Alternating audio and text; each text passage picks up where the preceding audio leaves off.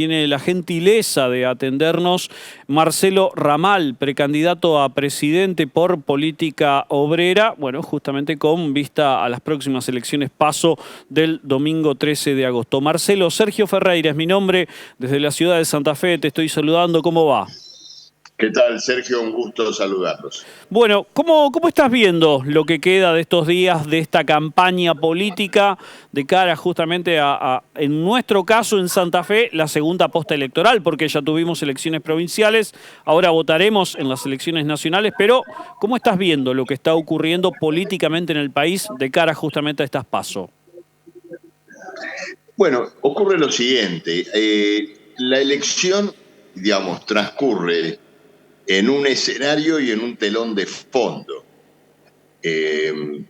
haciendo, digamos, la comparación con una obra de teatro. El escenario son las peleas y chicanas de campaña que se están dando en las internas de los diferentes partidos, y el telón de fondo es una agudización de la crisis social, de la carestía y de las condiciones en las cuales se desenvuelven todos los que viven de su trabajo. La elección llega después que el gobierno acaba de resolver una devaluación parcial de la moneda que ha llevado a un aumento feroz de los precios de la canasta alimentaria. La elección tiene lugar en un marco de aumento de tarifas de todo tipo, transportes, combustibles, y al mismo tiempo, y ya refiriéndonos a lo que se escucha por parte de los principales candidatos, la elección viene acompañada también de anuncios y promesas de golpear todavía más la condición laboral y social de los trabajadores en Argentina. Claro. Escuchamos hablar de reformas laborales, de mayor precarización del trabajo todavía, y naturalmente de sostener y reforzar un orden social que está dictado por los acreedores internacionales, por los dueños de la deuda pública argentina, y que va a llevar, ¿no es cierto?, a nuevas agresiones a la condición laboral. Marcelo, también esto que mencionás que tiene que ver con los dictados de los organismos internacionales, está dado también en cuanto a la situación laboral, en lo que tiene que ver específicamente, como vos decís, a una precarización, es a una visión mucho más empresarial que obrera, justamente, de alguna forma algún avasallamiento a lo que se entienden en otras épocas derechos laborales, o se siguen entendiendo de esa forma, pero para estos organismos internacionales son ciertas trabas. Entonces esos dictados van abiertamente hacia un recorte de derechos laborales en pos de, bueno, justamente algún tipo de situación un poco más patronal, por llamarlo de alguna forma. Claro, en los últimos años la precarización laboral aumentó fenomenalmente. Esto, digamos, por un lado se refleja en la existencia de contratos laborales por un tiempo determinado, aumento de los periodos de prueba o uso de los periodos de prueba simplemente como forma de hacer rotar a los trabajadores, trabajo con factura, monotributistas. Bueno, todo esto refleja un aspecto de la precarización del trabajo, y luego en lo que tiene que ver con los trabajadores en blanco, el hecho de que el salario básico, el salario por jornal, es cada vez una porción menor del salario verdadero, que se forma con adicionales, sumas condicionadas al rendimiento del trabajo, muchas de ellas, o tal vez la casi totalidad, sin aportar a la salud, a la jubilación, y por lo tanto extendiendo la precarización a todos los órdenes de la vida social. Bueno, esta situación ahora se la quiere generalizar y se la quiere legalizar. Es decir, transformar al contrato particular, al contrato o al trabajo con factura como la norma en el contrato laboral. Ujú. Esto transforma al trabajador argentino en material descartable.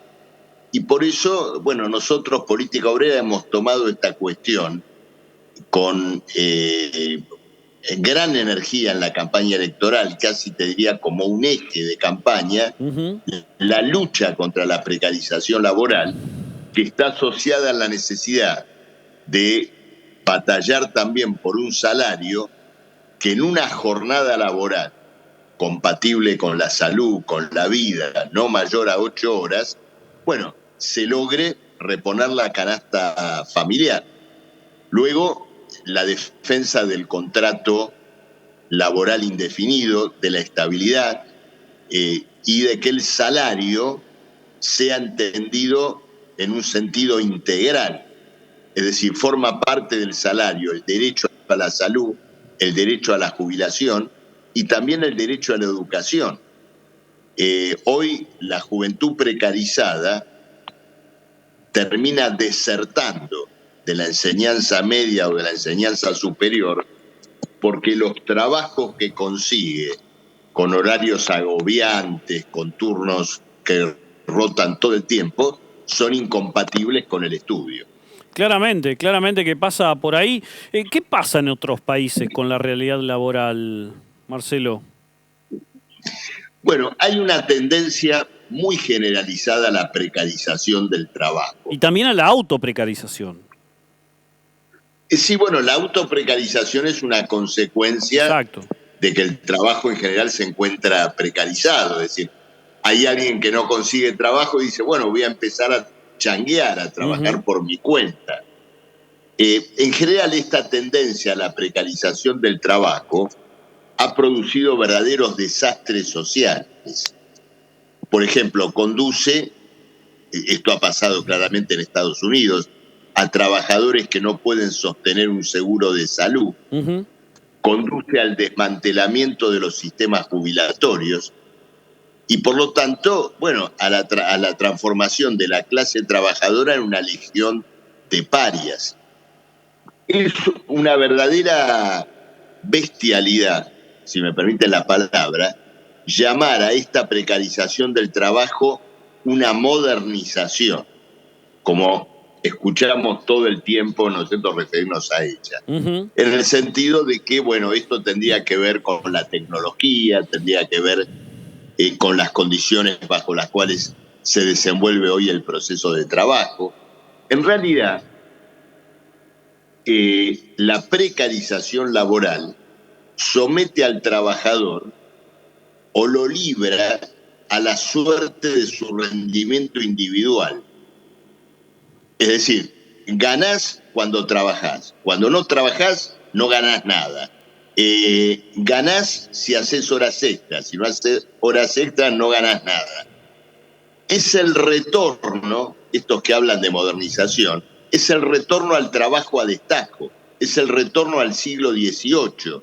Es decir, es retrotraer a la clase trabajadora a las condiciones de hace 2 siglos y medio atrás. Ujú. Entonces, hay que llamar la atención sobre esto porque nos muestra hasta qué punto el capitalismo como régimen social está declinando, está degradando a la vida de la humanidad trabajadora en un sentido general. Ujú. Ahora, Marcelo, cuando el empresariado dice tenemos que ir por eso, por esas reformas, que no son reformas en algunos casos, sino que son avasallamiento a ciertos derechos, porque si no, no tenemos lugar ni forma de invertir. Es una situación extorsiva. ¿Cómo podría llamarse esa situación de no invierto si no tengo esto que quiero? Mire, ocurre lo siguiente. Si el empresario no puede invertir pagando salarios que cubran la canasta familiar, entonces su función social ha caducado. como empresario no tiene nada que contribuir, es decir, la economía tiene que empezar a fundarse sobre bases diferentes, no sobre la base de la inversión privada. Porque ocurre lo siguiente, él podría decir, por ejemplo, yo como empresario, si tengo que hacerle un mantenimiento a las máquinas de mi fábrica, en las condiciones que lo indica el manual de fabricación, me fundo. ¿Qué le diríamos nosotros? Dedícate a otra cosa. Si vos no podés mantener la maquinaria que compraste en las condiciones en las cuales lo indica el fabricante, bueno, lo tuyo es inviable. Habrá que trabajar bajo otras condiciones. Lo mismo pasa con la fuerza de trabajo. El que dice, yo a la fuerza de trabajo no la puedo sostener comiendo 3 veces por día, alquilando un departamento, vistiéndose, atendiendo la salud y educando a sus hijos. Bueno, si no tiene condiciones para eso, entonces su función social como empresario está terminada. Eso es lo que yo le digo. Y entonces habrá que discutir otra organización social que asegure, en primer lugar, la reproducción de los medios de vida de la clase social productora, es decir, de la clase trabajadora. Seguramente una economía conscientemente regulada y planificada va a ser capaz, en un momento donde la humanidad ha creado la inteligencia artificial, no me cabe la menor duda que va a ser capaz de asegurar a cada ser humano los medios materiales, espirituales, culturales, para poder sostenerse. Marcelo, que con lo que me estás diciendo, la presencia del Estado es fundamental. No hay que achicarlo, sino que hay que mantenerlo como está, hay que agrandarlo. ¿Cuál es la visión al respecto? Miren, ocurre lo siguiente, el Estado no es neutral a esta lucha de clases sociales, a esta lucha entre el capital y el trabajo. El Estado, tal como lo conocemos, actúa en un sentido amplio, general, en función de los intereses del capital. El gran desafío que tiene planteada la clase obrera es apropiarse de esa organización estatal en función de sus propios intereses, que aparte son los intereses de la mayoría, porque la mayoría vive de su trabajo. Un Estado de esa mayoría trabajadora establecería prioridades sociales antagónicas a las actuales. Por ejemplo, la prioridad número 1 del Estado actual es el pago de la deuda. La prioridad número 1 de un Estado de trabajadores sería asegurar lo que decíamos antes, que la máquina humana pueda tener su mantenimiento, entre comillas, ¿no es cierto?, pueda reproducir sus medios de vida. Entonces, ese Estado debe ser capturado en función de una política dirigida a la mayoría trabajadora y naturalmente va a ser otro Estado, no va a ser este. Va a ser un Estado mucho más barato, mucho más pegado a la propia mayoría, que debería ejercerla sin la mediación de una burocracia ajena a ella misma. Esta es nuestra visión como socialistas, ¿no es cierto?, de la cuestión del Estado. Marcelo, ¿se puede alcanzar, digamos, en la clase trabajadora argentina el salario mínimo vital y móvil que marca hoy la estadística y que las empresas sigan andando? Miren, abran los libros de las empresas, lean los balances. Los balances de las empresas rebosan de utilidades en este momento. Y una parte importante de esas utilidades están asociadas, por un lado, a la disparidad de evolución entre los precios y los salarios. Ustedes piensen, hagan el siguiente razonamiento. Una empresa vamos a suponer, ¿no es cierto?, una actividad tiene paritarias cada 3 meses con su personal, ¿no es cierto? Ujú. ¿Cada cuánto aumenta los precios? Todas las semanas. Bárbaro, exactamente. ¿Qué significa eso? Con una inflación del 7-8% mensual, cuando le toca actualizar los salarios, los precios de las cosas que vende aventajaron a los salarios que paga en un 25%. Claro. Es como si los trabajadores en ese momento estuvieran trabajando gratis una semana para la empresa. ¿Ustedes saben lo que representa eso en materia de beneficios? Es algo absolutamente extraordinario. Luego, las empresas son también, las empresas argentinas, tienen el 60% de los títulos de deuda pública de la Argentina. Los títulos de deuda pública en pesos se ajustan o por el dólar o por la inflación. Entonces, en la Argentina hay armado un sistema de indexación de beneficios industriales, agrícolas, financieros, y desindexación de los salarios y de las jubilaciones. Podemos decir que esta última es una indexación parcial, en la medida que existan aumentos paritarios. Pero en cualquier caso, y como lo demostrábamos recién, los ajustes, incluso los ajustes paritarios de los trabajadores en blanco, se producen tardíamente y después que la inflación ya hizo su trabajo. Ni hablar de los precarizados, que no tienen paritaria, que no tienen esos aumentos y que pueden pasarse a lo mejor medio año sin tener, ¿no es cierto?, un solo aumento. Ujú. Por último, Marcelo, ¿qué debe pasar con la ley de alquileres que está rigiendo hoy justamente los alquileres en el país? Mire, suponer que la crisis de alquileres es la causa de esta crisis que tenemos con la cuestión de alquilar, a mí me parece una falacia. No creo bajo ningún punto de vista que la crisis de alquileres se vaya a resolver porque los contratos en vez de tener 3 años tengan 2, porque se establezca un ajuste semestral o cosas por el estilo. El problema de los alquileres refleja una quiebra económica integral de todo el proceso social y económico, y solo me voy a referir a dos problemas.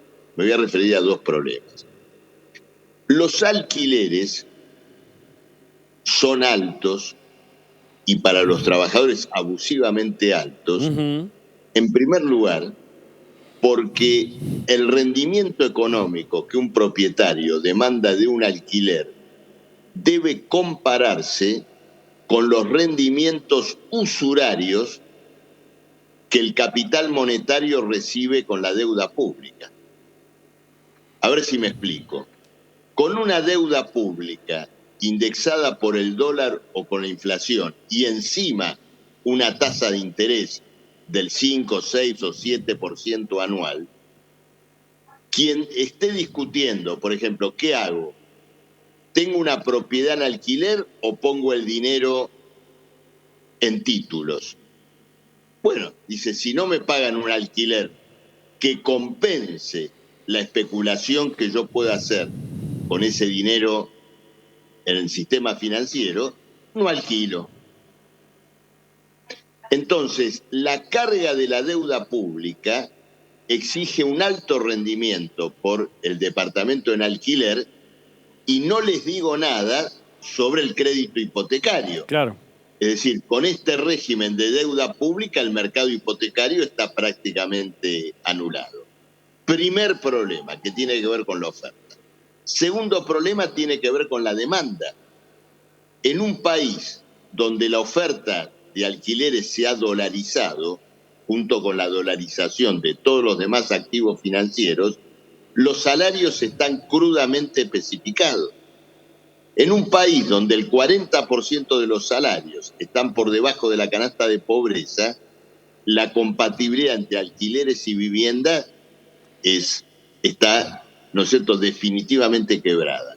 Entonces, por un lado, aumento de salarios, el salario que cubra la canasta familiar, y en segundo lugar, rechazo de la deuda usuraria, y sobre esa base, reconstrucción del crédito hipotecario y desarrollo de un amplio plan de viviendas para ser adquiridas o alquiladas con un porcentaje fijo y definido del ingreso familiar.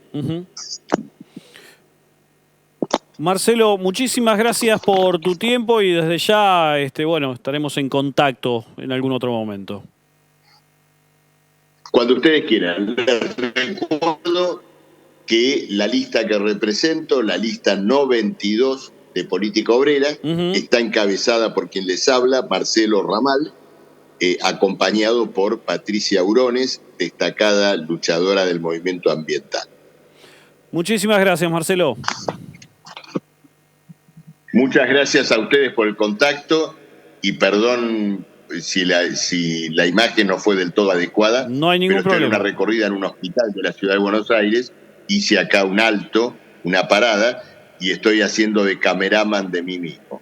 Muy bien, muchísimas gracias. Muchísimas gracias, hasta luego. Un abrazo, chao. Hasta luego. Marcelo Ramal con nosotros, precandidato a presidente por Política Obrera, bueno, de cara a las PASO del próximo domingo 13 de agosto, domingo que no estaremos al aire, obviamente.